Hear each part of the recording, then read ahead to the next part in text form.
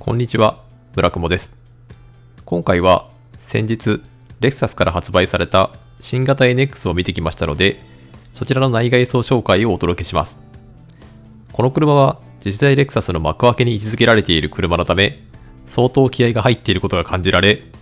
グレード体系など非常に複雑となっており、この動画内ではなるべくそちらをわかりやすくお伝えできればと思います。それではご覧ください。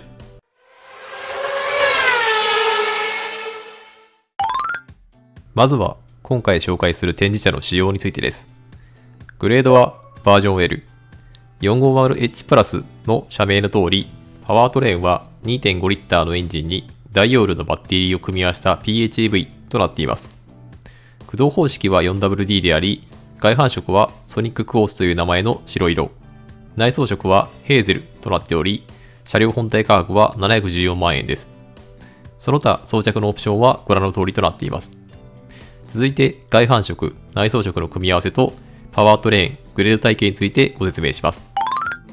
外反色はご覧の通り全11色が設定されており、新規開発色はありませんでした。黒色の中でホワイトノーバとヒートブルーに関しては F スポーツにしか設定されておらず、ソニッククォーツは逆に F スポーツは選択できません。今回の NX は後ほど説明しますが、パワートレーンによって F スポーツしか設定がなかったり、F スポーツの設定がなかったりするので注意が必要です。続いて内装色についてです。こちらも全7バリエーションと豊富な設定がありますが、F スポーツしか選べない内装色が3バリエーションもあるため、こちらも注意が必要です。個人的には白内装にいつか挑戦したいと考えているため、私の場合は F スポーツ一択となってしまいます。続いてグレードの選択肢に直結するパワートレーンについてです。NX には4種類のパワートレーンが設定されており、内訳としては 2.5 リッターの PHEV、2.4 リッターターボ、2.5 リッターのハイブリッド、2.5 リッターの自然吸気エンジンとなっています。2.5 リッターの PHEV に関しては、ラポー PHEV と同様のパワートレーンとなっており、過去動画でそのスペックについては解説しておりますので、そちらご覧いただけるとありがたいです。2.5 リッターのハイブリッドは、カムリに最初に搭載されたユニットとなっており、こちらのパワーユニットには試乗したことがあるのですが、モーターが非常に力強く、比較的大柄なカムリをスムーズに加速させることができるパワートレーンであるため、あらゆる状況下で不満に感じることはないかと思います。2.5 リッターの自然吸気エンジンは、この選択肢の中では最もベーシックなものとなりますが、201馬力を発揮することができるので、街乗りに関して不満を感じることはないんじゃないかなと思います。個人的に注目しているのが 2.4 リッターターボのユニットであり、こちら今回の NX が初投入となっており、279馬力、430ニュートンを発揮する強力なパワートレーンとなっています。おそらく現在の IS350 などに搭載されている V6 3.5 リッターエンジンのダウンサイジング版のパワートレーンとなっており、以降のスポーツモデルに搭載されていくものと思われます。実際、このエンジンの搭載されているグレードは F スポーツのみなので、今回の NX のパワートレーンの選択肢の中では最もスポーティーであることが予想できます。最後にグレード体系についてです。今ご覧いただいている表はパワートレーンごとに設定されているグレードの組み合わせをまとめたものとなっています。ご覧いただくとわかる通り、パワートレーンの選択肢によっては選べないグレードが存在することがわかるかと思います。例えば前述した通り 2.4 リッターターボの350に関しては F スポーツしか選べないため、バージョン L に設定されている快適装備は選択できなかったり、2.5 リッター自然吸気エンジンの250に関してはF スポーツの選択肢がないため、ヒートブルーの外反色は選択できないことになります。すべてのパワートレーンで全てのグレードを選択できるわけではないので注意が必要です。それでは外観紹介を行っていきます。今回の NX は先行して発売されている弟分の UX のデザインテイストを色濃く感じました。レクサスおなじみのスピンドルグリルのメッシュ形状が年々複雑になっており、光を複雑に反射させ、高級感が先端よりも増しているように感じます。また、下部にはダクトのような形状が設けられており、SUV らしい力強さも兼ね備えています。S スポーツの場合は、グリル内がメッシュ形状となっており、よりスポーティーとなりますが、迫力ではバージョン L の顔つきも負けていません。今回のスピンドルグリルは、切り立ったデザインのようになっていますが、それに向かってボンネットやライトのラインが絞り込まれており、非常に立体的なデザインとなっています。こちらは映像では伝わりにくいかと思いますので、ぜひ実写をご覧いただきたいです。ライトユニットに関しては、UX 同様、デイタイムライトがライトユニット内に格納されており、非常にシャープになっています。UX はヘッドライトが三角に配置されていますが、NX は横にライトユニットが配置されているため、より切れ長のデザインとなっています。こちらはバージョン L のみの標準装備ですが、それぞれグレードにもオプションで選択可能です。アダプティブハイビーム機能もセットとなっておりますので、装着をお勧めします。改めてフロントを引きで見ていますが、やはり立体感を非常に感じます。ボンネットの形状なども非常に複雑であり、こだわりを感じますね。サイドに回り込んできました。新型 NX のボディサイズは、全長 4660mm、全幅 1865mm、全高 1660mm となっており、先代から全長プラス 20mm、全幅プラス 20mm、全高マイナス 5mm とほぼ変わっておらず、先代からの取り回し性はほぼ変わっていないものと想像できます。ちなみに兄弟車のラブ4 PHV と比較すると、全長プラス 60mm、全幅プラス 10mm、全高マイナス 25mm と、よりロー&ワイドな佇まいとなっており、このことからも都市型のクーペライクな SUV であることがわかります。ボディサイドにも先代と比べるとおとなしめではありますが、複雑なラインが重なっており、斜め後ろから見た際の踏ん張り感が強調されるよう、リアフェンダーがしっかり張り出しています。この辺りの手法は最近カローラクロスにも取り入れられていましたね。少し気になったのがこちらのフェンダーアーチですね。無塗装となっており、ピアノブロック処理などをしてほしかったところです。一応 F スポーツのようにボディ同色とするオプションがありますので、そちらを選択するか、できるかどうかわからないんですけれども、ブラックのボディカラーのアーチを用意して、疑似的にピアノブラック調にすれば、よりアーバン SUV っぽくなるかもしれません。ホイールは1005同サイズの 23550R20 インチのホイールが装着されており、こちらはプレミアムメタリック塗装のオプションとなっていました。NX には18インチから20インチまで様々なデザインのホイールが設定されており、こちらも悩ましいところですね。私個人としてはダークグレーメタリック塗装が好みですね。リアに回り込んできました。特徴的なのが L 字と一文字を組み合わせたこのテールランプですね。しっかりと面発光しており、街中での素材感はかなり大きいかと思います。ただ、個人的には UX のエアル効果も合わせ持ったフィン形状のテールランプの方が好みではあります。NX の場合は、テールランプの上面がフラットになっており、安定感がより増しているような雰囲気ですね。もう一つの特徴は、レクサスのエンブレムがリアからなくなり、ロゴによってブランドをアピールしていることだと思います。こちら、昨今の流行りというものもあるかと思いますが、副産物としてリア全体のバランスが良くなったように思います。こちら UX のリアデザインですが、テールライトを1本通すために、レクサスのエンブレムが若干下側に配置されており、バランスが悪いように感じていましたが、それがエンブレムの配置により改善されているように思え、こちらの方が全体のデザインとしては私好みです。マフラーは完全に隠されているデザインとなっており、ボディ下部も非常にスッキリしています。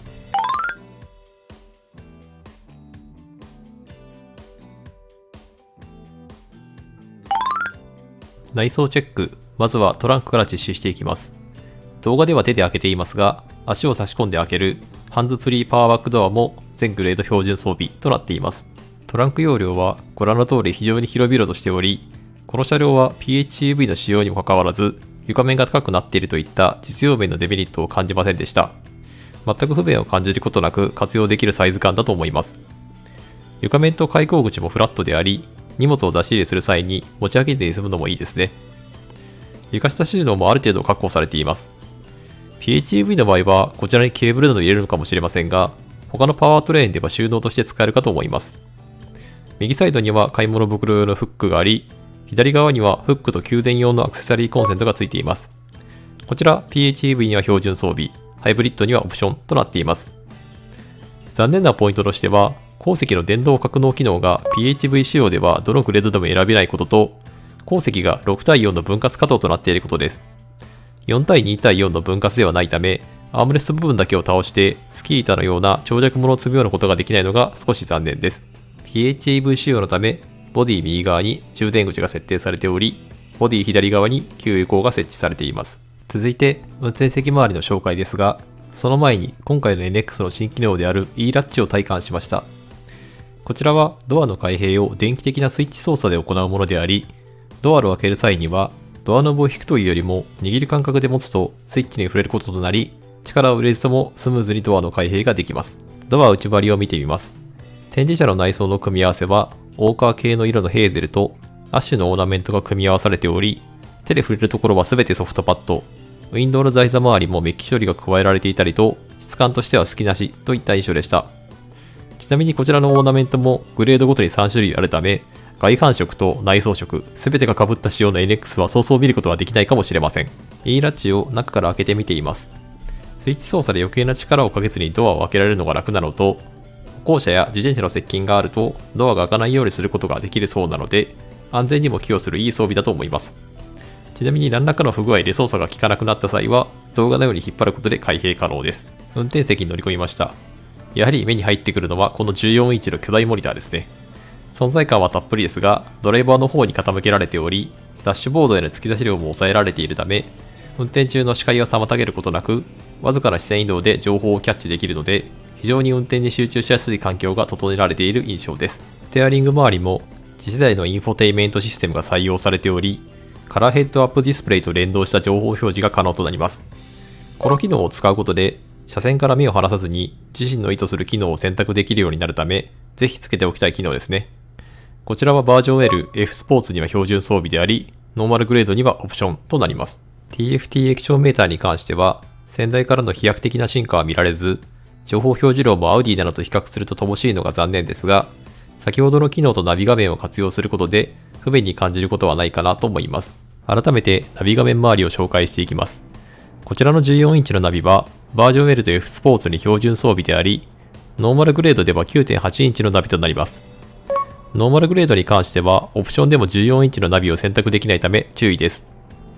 このナビに関しては Apple CarPlay、Android Auto にも対応していますが、ご覧の通りサクサク動いてくれるようですので、純正ナビにありがちなカクつきにイライラすることはなさそうです。画面下部にはシートヒーターやステアリングヒーターが常時表示されており、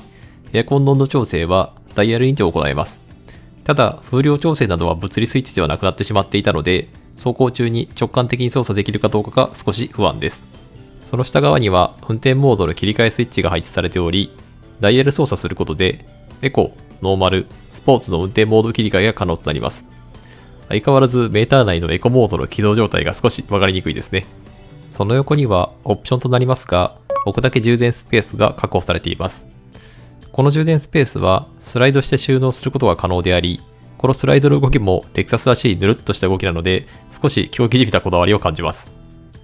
収納した後の家具には小物入れスペースがあり、通常と Type-C の USB ポートとシガーソケットが配されています。その後ろには LC のような小ぶりの握りやすいシフトノブがあり、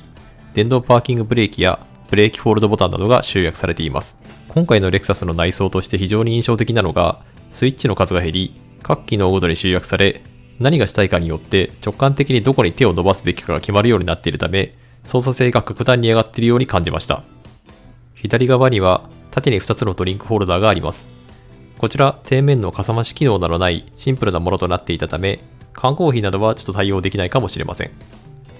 アームレスト内にもそれなりの深さの収納スペースがあり、おなじみになりますが、運転席、助手席、どちらからも開閉可能です。これ実は地味に便利な機能なんじゃないかなと私は思っています。シートの形状も、レクサスおなじみのハンモックのような積み込む形状をしています。サイドにの張り出しが大きく、芯が通ったようにがっしりしているため、自然と楽な姿勢となるように矯正してくれています。続いて、後席に乗り込みます。後席のドアの内装も前席同様の質感が担保されていました。また、前席の紹介で抜けてしまいましたが、このオーナメントの内側にはイルミネーションが仕込まれており、全14色のカラー設定が可能です。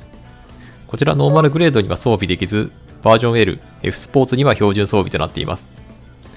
後席にも E ラッチが装着されており、前席で説明した安全機能は、特に後席からのお子さんの乗り降りに特に役立つように思います。足元のスペースチェックします。運転席を身長170センチの私のドライビングポジションに合わせた状態で手のひらが一つ分、ギリギリ足が組めるぐらいのスペースがあり、余裕の空間が確保されていました。暗くて動画では伝わりにくいですが、センタートンネルの張り出し量も4駆車両にしては低く、このような姿勢で中央のスペースに座ることができます。快適とは言えませんが、お互いに融通し合えば長距離移動も3人掛けでこなせるかなと思います。センタートンネルには後席シートヒーターのスイッチとアクセサリーコンセント、2口の USB Type-C のポートがあります。後席シートヒーターは 450H プラス、バージョン L が標準装備、F スポーツにオプション、ノーマルグレードでは装着不可となっています。後席の質感で残念なところが、ムーンルーフの開口幅が小さく、鉱石がその恩恵を受けられていないところです。こちらに関しては、パノラマルーフというより開口幅の大きいオプションがありますが、PHV 仕様には重量の問題が装備できず、快適性が他のグレードで比較すると損なわれてしまう可能性があります。改めて鉱石からの内装の前景はこのようになっております。14インチナビに目が行きますが、それ以外にも前述した通り、スイッチ類の集約により非常に操作系がシンプルにまとめられており、ドライバーオリエンテッドな運転席が今すぐ運転したいという気持ちにさせてくれる雰囲気を醸し出していました。このコンセプトの内装が以降のレクサスに引き継がれていくのが非常に楽しみです。ここから内外装紹介で説明しきれなかった NX の機能とそちらに関する注意点を紹介していきます。まずは NX にオプション設定されているレクサスチームメイト機能についてです。この機能には画像で示している車自体が駐車の運転を自動で行ってくれるアドバンストパーク機能が含まれており、比較的大柄な NX のような車の運転に不安を抱えている人にとっては非常に有用な技術かと思いますが、こちらは全グレードにオプション設定されているわけではなく、450H プラスの F スポーツ、NX350F スポーツ、NX250 の全グレードで装備ができません。この運転支援機能装備を目的に検討されている方もいるかと思いますので、こちら注意が必要です。続いても運転支援系のオプションとなりますが、NX にはレクサスセーフティセンスの機能の操舵支援系がオプションで設定されており、レーンチェンジアシストや緊急時操舵支援、交差点の死角からの車の接近を知らせるフロントクロストラフィックアラート機能などが織り込まれていますが、こちらの機能はノーマルグレードには装着不可となっています。予防安全系の機能は標準装備とまでは言わないまでもオプション設定できるようにしてほしかったですね。最後の快適機能はスマートフォンを使ったデジタルキーの機能です。こちらは全グレードのオプションとなっており、スマートフォンにアプリをインストールすることでスマートフォンが車の鍵代わりとなってくれる機能となります。最大4台のスマートフォンまで登録できるそうなので、緊急の際に鍵の受け渡しの手間なく出発できたりするので、このオプションは便利でもありますし、安全面でもつけておきたいオプションとなります。まとめです。外装に関しては昨今のデザイントレンドを取り入れつつ、レクサスらしい複雑なボディのラインなどが随所に織り込まれ、素直にかっこいいデザインであると思います。ただ、映像では伝わりにくい部分もあるかと思いますので、実際に目で見て質感を確かめていただけると良いかと思います。内装に関しても質感が非常に高く、運転に集中できるようにスイッチ類の配置が全面的に見直されていることで、機能性までも飛躍的に高められており、以降のレクサスの内装デザインが非常に楽しみになりました。不満点としては、車の魅力とは異なりますが、この NX が次世代のレクサスの幕上げということで、多くの新機能が織り込まれていますが、その機能がグレードによっては選択できなかったり、パワートレインによってはグレードが選択できなかったりと、選択の幅が意図的かはわかりませんが、狭められてしまっており、購入を諦めざるを得ない方が一定数いるのではないかという懸念があります。今回の動画の内容は以上となります。このチャンネルでは、これからもこのような新型車の情報を発信したり、会社の GR スープラ関連の DIY の様子をお届けしていきますので、よろしければチャンネル登録のほどよろしくお願いいたします。それではご視聴ありがとうございました。